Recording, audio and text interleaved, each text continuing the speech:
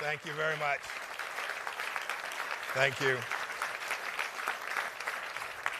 Thank you. That's very kind. I always prefer if I get the applause after I speak, because then you know how you did.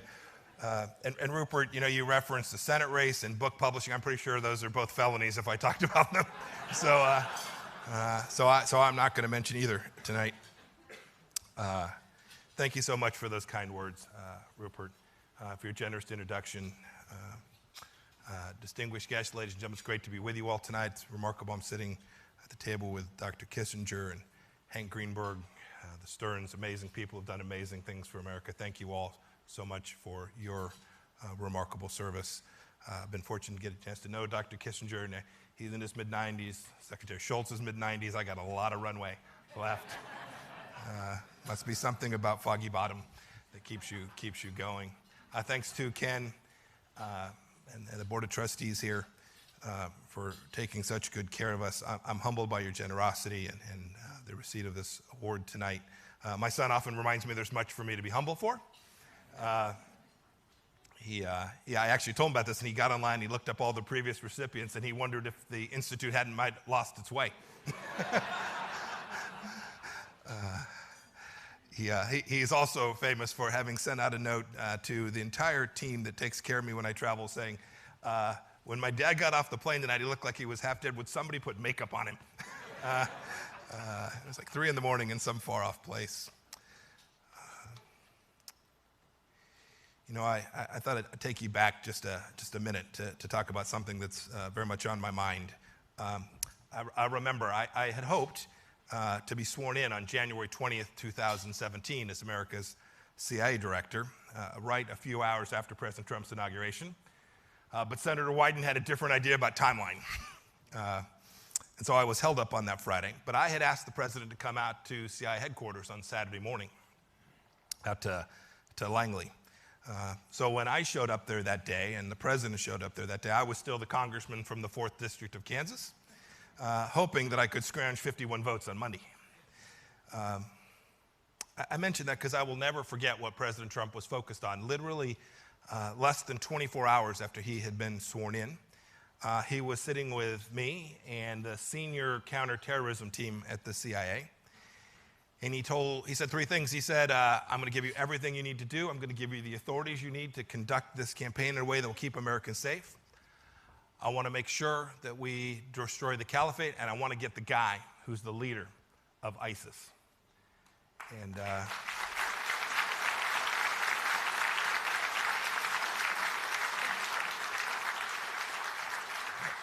And we worked for 2.5 years. The team was fantastic. The work that was done will absolutely make an important contribution to America's national security. The president led that effort. He was committed to it. He supported everything that I did, and then my successor, Director Haspel, and then the amazing work of the Department of Defense and all the teams that brought Baghdadi to eternal justice. I hope you all know. When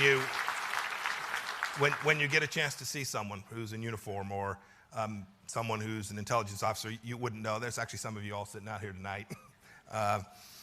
You wouldn't know. Please thank them. It was amazing work that they did and important. There's still much work to do. The threat from radical Islamic extremism certainly is not gone. But the work that was done to lead that shows the excellence, the uniqueness, and to the point that was mentioned earlier, the exceptionalism that we have here in the United States of America. I think it's true that we can think long about history.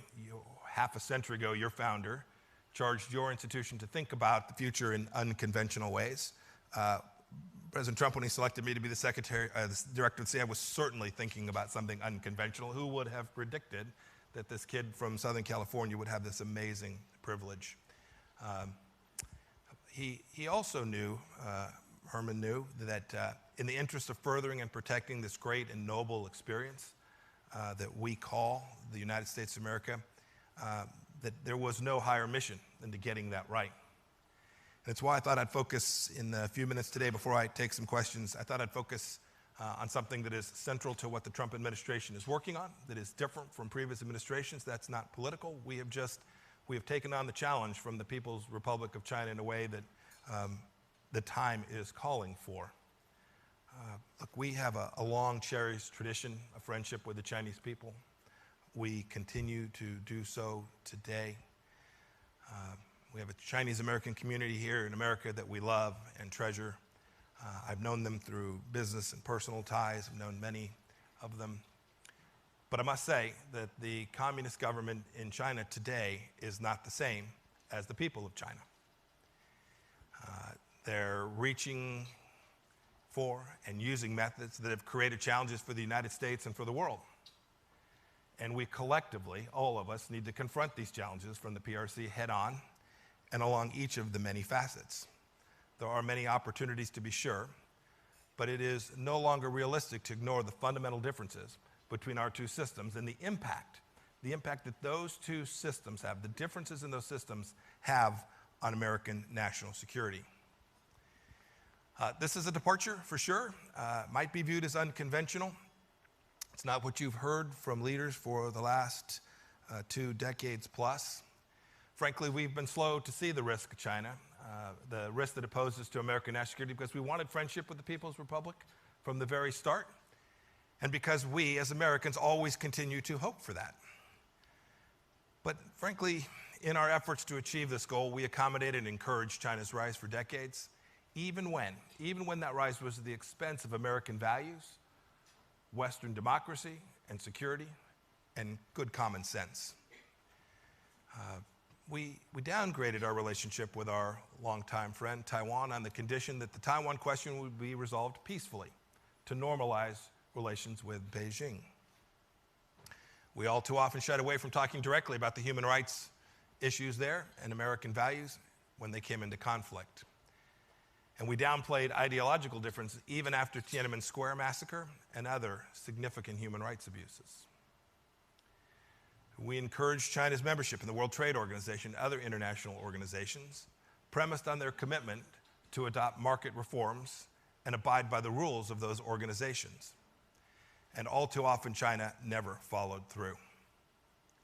We hesitated and did far less than we should have when China threatened its neighbors like Vietnam and like the Philippines, and when they claimed the entire South China Sea. Frankly, we did an awful lot that accommodated China's rise in the hope that communist China would become more free, more market-driven, and ultimately, hopefully, more democratic. And we did this for a long time. There's another reason we adopted these policies. We didn't realize how China was evolving. Frankly, the American people didn't get the full story. I've talked to so many business leaders. U.S. companies that invested heavily in China were forced to comply with China's terms. This includes just about any topic that the Chinese Communist Party deemed controversial. Beijing's intransigence creates a permanent class of China lobbyists in the United States. Their primary job is to sell access to Chinese leaders and connect business partners. And frankly, whenever there was a dispute or tension in the relationship, many of our scholars blamed the United States for misrepresenting the nature of the Chinese Communist Party. Meanwhile, Beijing controlled and limited access to our diplomats, journalists, and academics when they were traveling to mainland China. They still do that today. If you saw the difference in how Chinese diplomats are treated and how American diplomats and the access they have, you too would find the absence of reciprocity deeply inconsistent with American values. And China's state-run media and government spokespeople filled the gaps, routinely maligning American intentions and policy objectives. They still do that today. They distorted how Americans view the People's Republic and how they review General Secretary Xi. These bad outcomes were all too predictable. They were predictable byproducts of dealing with a secretive regime that doesn't respect fairness, the rule of law, and reciprocity. Today, we're finally realizing the degree to which the Chinese Communist Party is truly hostile to the United States and our values, and its worst deeds and words and how they impact us. And we're able to do that because of the leadership of President Trump. The president sounded this issue, this alarm, since his very first day. I remember one speech he gave back in Pennsylvania when he called China's He called China's WTO membership the greatest job theft in history. A lot of people laughed. I don't think so many of them are laughing now that they can see the reality. It's the case that now we know China weakens America's manufacturing base by conducting massive intellectual property theft. I had a group of Fortune 500 CEOs in my office last week. The stories are staggering. Now we know, too, that China threatens American freedoms by demanding our companies self-censor to maintain access to that Chinese market. We've all seen the stories recently of the NBA. The truth is Beijing ought to be free to run its own PR campaign. They're a sovereign nation. But if we disagree, our companies ought to be permitted to have that disagreement. Silencing dissent simply is not acceptable. And now we know that China threatens America's national security by developing asymmetric weapons that threaten our strategic assets too. The list goes on. And these aren't just our problems. They're problems for all nations that share our values. When we see Beijing use coercion as a preferred tool of statecraft, it's not good for those of us who believe in democracy and sovereignty as the fundamental norms that ought to dominate world commerce and the way nations interact. These ideas, they threaten the free and open international order by making extrajudicial, territorial, and maritime claims in places like the South China Sea and the Taiwan Strait. We know, too, that Beijing entwines its neighbors and others in its state-led economic model, often closing deals with bribes, often trapping many in debilitating debt levels, threatening their own sovereignty. And now we know, too, and we can see, China's regime trampling the most basic human rights of its own citizens, the great and noble Chinese people. We've seen this in Hong Kong, where they need to live up to their promises and commitments, and we've seen it in the gross human rights violation of ethnic minorities in Xinjiang. We know, too, that the Chinese Communist Party is offering its people in the world an entirely different model of governance. It's one in which a Leninist party rules and everyone must think and act according to the will of the communist elites. That's not a future that I want. I think it's not a future that anyone in this room wants. It's not a future that other democracies want. And it's not a future that the people of China, the freedom-loving people of China everywhere, don't want this model. President Trump's national security strategy lays this out. It recognizes China as a strategic competitor. That means there's challenges and there's real opportunities, and we hope that we can engage with them in ways that are constructive. But it's reality, it's the truth. It's also the case that we didn't choose some of these issues. China forced them upon us. In the coming months, I'm going to give a series of sets of remarks. I'm going to talk about each of these in some more detail. I'll talk about the competing ideologies and values and the impact that has on America and the world. The Chinese Communist Party is a Marxist-Leninist party focused on a struggle and international domination. We need only listen to the words of their leaders. I'll discuss, too, how they interfere with the things we take most for granted here in the United States. The party's intelligence agencies, the United Front work, and its propaganda outlets have embarked on a global campaign to change public opinion in favor of Beijing. We want to preserve our freedoms, our freedom of speech, and we want to make sure that information flows freely everywhere. And I'll discuss, too, the impact on the international order. Beijing is actively creating its own international space, and it participates in international organizations to validate its authoritarian system and spread its reach. We, in the United States, and I think the good people who are part of the Hudson Institute, want to preserve the existing free and open international order that the United States has helped create and continues to lead. And I'll talk, too, about the economy. China has engaged in unfair predatory economic practices, and it's utilizing state assets to build its economic footprint all around the world. We want China to be successful. We want it to have a successful economy. We want a transparent, competitive, market-driven system that is mutually beneficial for all involved. You can see the first steps towards that in the phase one deal that we're close to signing. I'm optimistic we'll get there. It's a good thing, a place that we can work together. We want to make sure that we get that right, and we want to make sure that the economic relationships are fair, reciprocal, and balanced as between us as well.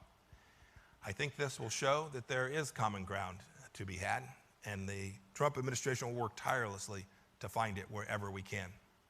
And I'll get a chance, too, to talk about how our militaries compete and the capabilities that China has built up that far exceed what they would need for self-defense.